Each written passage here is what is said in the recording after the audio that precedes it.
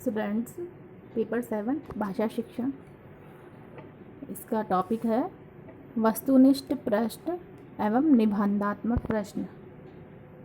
वस्तुनिष्ठ और निबंधात्मक प्रश्नों में अंतर, क्या अंतर है दोनों में, हम ये देख रहे हैं। तो मैंने इसको एक चार्ट के तरीके से आपको समझा रही हूँ। इधर अंतर करा है मैंने, तो इस साइड वस्तुनिष्ठ मूल्यांकन है और इस साइड निबंधात्मक मूल्यांकन है। आप देख लीजिएगा। इसमें पहला देखते हैं हम, वस्तुनिष्ठ प्रश्नों की संख्या अधिक होती है। इनकी प्रश्नों की संख्या अधिक होगी क्योंकि छोटे छोटे होते हैं, इनके आंसर भी सिर्फ एक शब्द के या दो शब्द के होते हैं, इसीलिए इनकी प्रश्नों की संख्या अधिक होगी। क्योंकि जब छोटे एक शब्द के आंसर है और सिर्फ इनमें ऑप्शन वाले होते हैं, ए बै सद है, टिक लगाना है, निशान लगाना है, तो इनमें ज़्यादा समय नहीं लगता है, इसीलिए अधिक प्रश्न बनाए जाते हैं। निबंधात्मक प्रश्नों की तरफ हम देखते हैं, मूल्यांकन में देखते हैं। निबंधात्मक में प्रश्नों की संख्या बहुत कम होती है। इस प्रकार के मूल्यांकन में प्रश्नों की संख्या कम होती है, 5, 10 इस प्रकार से संख्या होती है, क्योंकि इसमें निबंधात्मक प्रश्न का विस्तृत उत्तर देना होता है, भावात्मक और विचारात्मक उत्तर देना होता है। तो इसमें 5 पृष्ठों का, 3 पृष्ठों का इस प्रकार से आंसर देना पड़ता है। तो प्रश्न कम होंगे, बच्चा तभी लिख पाएगा उचित समय में, इसलिए इनमें प्रश्नों की संख्या कम होती है। दूसरा है, रचना कठिन होती है, समय, धन तथा शक्ति अधिक व्यय होती है। ये जो वस्तुनिष्ठ मूल्यांकन में जो प्रश्न होते हैं, इनकी रचना थोड़ी कठिन होती है। इसमें समय, धन और शक्ति अधिक लगती है। समय इसलिए अधिक लगता है क्योंकि प्रश्न बहुत ज़्यादा होते हैं, तो सारे प्रश्नों को छांटना, उनको लिखना, उनके ऑप्शन लिखना, इस प्रकार से थोड़ा समय और शक्ति अधिक लगती है। क्योंकि पूरे पाठ्यचर्या में से छोटे छोटे प्रश्न तैयार करने पड़ते हैं। इसमें छोटे छोटे बहुत सारे प्रश्न तैयार करने होते हैं, इसीलिए इसमें समय और शक्ति अधिक लगती है।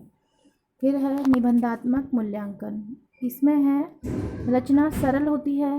निबंधात्मक मूल्यांकन की रचना सरल होती है, समय भी कम लगता है, प्रश्न संख्या भी कम होती है और उनके उत्तर विस्तृत होते हैं। इसमें जो उत्तर होते हैं वो विस्तृत होते हैं, बाकी इन प्रश्नों की रचना करने में समय, शक्ति और व्यय कम होता है। फिर तीसरा है, ये विश्वसनीय तथा वैध होते हैं। जो वस्तुनिष्ठ मूल्यांकन है, उसके लिए कहा गया है कि ये जो मूल्यांकन वैध है और विश्वसनीय है। वैध और विश्वसनीय हमने पहले पढ़ लिया है, इसीलिए क्योंकि इनमें जो प्रश्न होते हैं, इनके जो आंसर है कितने भी जनों के द्वारा अगर चेक किया जाए तो भी सेम आंसर आएगा, सेम अंक आएंगे, इसीलिए विश्वसनीय भी है और वैध भी है। निबंधात्मक मूल्यांकन की तरफ आते हैं, तो इनमें विश्वसनीयता तथा वैधता की कमी होती है या नहीं होती है।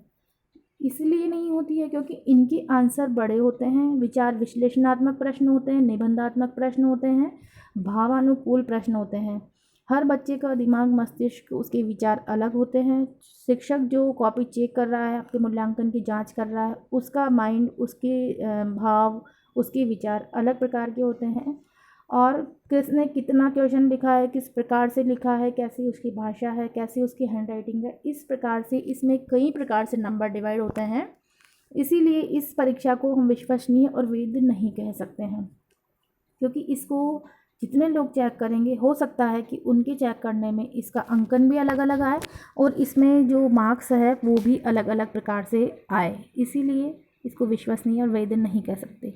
अगला पॉइंट देखते हैं, इन प्रश्नों के उत्तर अनुमान के आधार पर भी दिए जा सकते हैं। वस्तुनिष्ठ जो प्रश्न होते हैं, इनके उत्तर बच्चा अनुमान के आधार पर भी दे सकता है, क्योंकि इसमें 4 ऑप्शन दिए हुए होते हैं। अगर बच्चे ने कहीं पढ़ रखा है और उसके माइंड में हल्का सा कहीं रहता है, तो दो में से 2 निकालने के बाद 2 बचे तो 2 में से 1, ऐसे करके अनुमान से आप इनके आंसर दे सकते हैं। निबंधात्मक की तरफ आते हैं, इन प्रश्नों को अनुमान से नहीं किया जा सकता। जो निबंधात्मक प्रश्न होते हैं, इनको अनुमान के आधार पर हल नहीं किया जा सकता है। अगर आपने अनुमान के आधार पर हल किया तो वो बिल्कुल गलत हो जाता है, क्योंकि इसमें अनुमान कहाँ तक लगाएगा बच्चा। 5 प्रश्नों का आंसर देना है, अगर उसका कॉन्सेप्ट क्लियर नहीं है, उसको पूरी चीज़ याद नहीं है उसके, तो वो उस क्वेश्चन को हल नहीं कर सकता।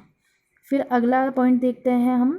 अंकन करना सरल होता है, उत्तर कुंजी की सहायता से कोई भी अंकन कर सकता है। वस्तुनिष्ठ जो प्रश्न है उनका अंकन करना बहुत ही आसान होता है, क्योंकि इनके प्रश्नों के साथ ही उनकी उत्तर कुंजी बना ली जाती है। क्योंकि एक शब्द 2 शब्द के आंसर होते हैं, तो वो प्रश्नों के साथ ही उत्तर कुंजी बना ली जाती है, और उस उत्तर कुंजी में देखकर कोई भी इस जो ये परीक्षा है, वस्तुनिष्ठ परीक्षा, इसको जांच सकता है। और इसको जांचने पर कितने भी लोग इसे जांचेंगे, अलग अलग लोग, अलग अलग माइंड के सब्जेक्ट के लोग भी अगर इसे जांचेंगे तो भी अंक बराबर ही आएंगे, अंक समान ही आएंगे, हर बार एक ही अंक रहेंगे। निबंधात्मक मूल्यांकन की ओर चलते हैं। अंकन कठिन होता है, विषय का ज्ञाता अथवा विद्वान ही अंकन व जांच कर सकता है। जो निबंधात्मक मूल्यांकन होता है इसका अंकन थोड़ा मुश्किल होता है, और जो विषय का जो व्याख्याता है या जो विद्वान है, जो ज्ञाता है, पूरी तरीके से जो अपने इस सब्जेक्ट में माहिर है, वही इस मूल्यांकन का अंकन कर सकता है, बाकी और कोई नहीं कर सकता। फिर आगे चलते हैं। वस्तुनिष्ठ जो है इनको प्रामाणिक मान लिया जाता है। वस्तुनिष्ठ जो प्रश्न होते हैं, जो मूल्यांकन है, इसको प्रामाणिक माना जाता है। निबंधात्मक को पूर्ण रूप से प्रामाणिक नहीं माना जा सकता, कि ये प्रमाण पे आधारित नहीं होते हैं।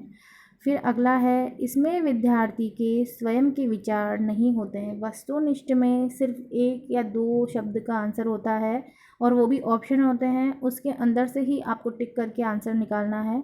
आप अपने विचारों को इसमें नहीं लिख सकते। और निबंधात्मक प्रश्नों के जो उत्तर है, जो विद्यार्थी है उसको अपने विचारों से और भावों के आधार पर उसके आंसर देने होते हैं। फिर पॉइंट अगला आता है, ज्ञानात्मक पक्ष हेतु ये प्रश्न उपयोगी है। वस्तुनिष्ठ जो प्रश्न हैं वो ज्ञानात्मक पक्ष को मजबूत करते हैं, इसीलिए वो ज्ञान पक्ष के लिए उपयोगी होते हैं। निबंधात्मक प्रश्न जो है बालक का ज्ञानात्मक, भावात्मक और क्रियात्मक विकास होता है। यानी कि जो वस्तुनिष्ठ प्रश्न थे वो केवल ज्ञान ही, अपना जो बच्चे का जो ज्ञान है उसी का विकास करते हैं, जबकि निबंधात्मक प्रश्न जो है वो ज्ञान का, भाव का और क्रिया का विकास करते हैं। यानी कि ज्ञान तो उसको होगा ही, परंतु उसके भाव जो वो अपने प्रकट कर रहा है उत्तर में, और क्रिया यानी कि वो कर रहा है, उसको हल कर रहा है, लिखने की जो क्रिया कर रहा है, इस प्रकार से क्रिया, इन तीनों का विकास होता है। अगला पॉइंट आता है, वस्तुनिष्ठ प्रश्न पूरे पाठ्यक्रम पर आधारित होते हैं। वस्तुनिष्ठ जो प्रश्न है उनकी संख्या थोड़ी अधिक होती है, 100, 150, 200 ऐसे क्वेश्चन ये निर्धारित किए जाते हैं। तो इतने क्वेश्चन है वो पूरे पाठ्यक्रम में से आ जाते हैं। आसानी से आप पूरे पाठ्यक्रम को लेकर के पूरे क्वेश्चन बना सकते हैं। निबंधात्मक प्रश्न पाठ्यक्रम के कुछ अंश पर ही आधारित होते हैं। निबंधात्मक प्रश्नों में संख्या 3 या 5 इतनी ही होती है, तो पूरी बुक के अंदर से इनको बना पाना थोड़ा मुश्किल होता है, इसीलिए इनको यूनिट वाइज 1 या 2 क्वेश्चन इनको रख सकते हैं। फिर अगला आता है, इनके जांच में कम समय व कम मेहनत लगती है। जो वस्तुनिष्ठ प्रश्न होते हैं इनकी तुरंत जांच कर सकते हैं, इनको एक दिन में परीक्षा लेकर एक दिन में भी जांचा जा सकता है, क्योंकि इनकी उत्तर कुंजी पहले से बनाई गई होती है, और इनको चेक करने में, जांचने में, इनका मूल्यांकन करने में ज़्यादा समय और मेहनत नहीं लगती है, क्योंकि इनके आंसर भी छोटे होते हैं। फिर है निबंधात्मक प्रश्न, इसकी जांच में अधिक समय व अधिक श्रम लगता है। जो निबंधात्मक प्रश्न है इनको जांचने में समय भी अधिक लगता है और श्रम भी अधिक लगता है, क्योंकि इनको विषय का जो विद्वान होगा, ज्ञाता होगा, वही चेक करेगा पहली बात तो। फिर जब उनके पास आप मूल्यांकन के लिए लेके जाओगे, उसके बाद भी वो देखेगा, पढ़ेगा, समझ के उसको जांच करेगा। इस प्रकार से समय और श्रम अधिक लगता है। यहीं पे हमारे वस्तुनिष्ठ और निबंधात्मक मूल्यांकन का ये जो टॉपिक है ये क्लियर होता है, समाप्त होता है। अगला पॉइंट अगली क्लास में पढ़ेंगे। धन्यवाद।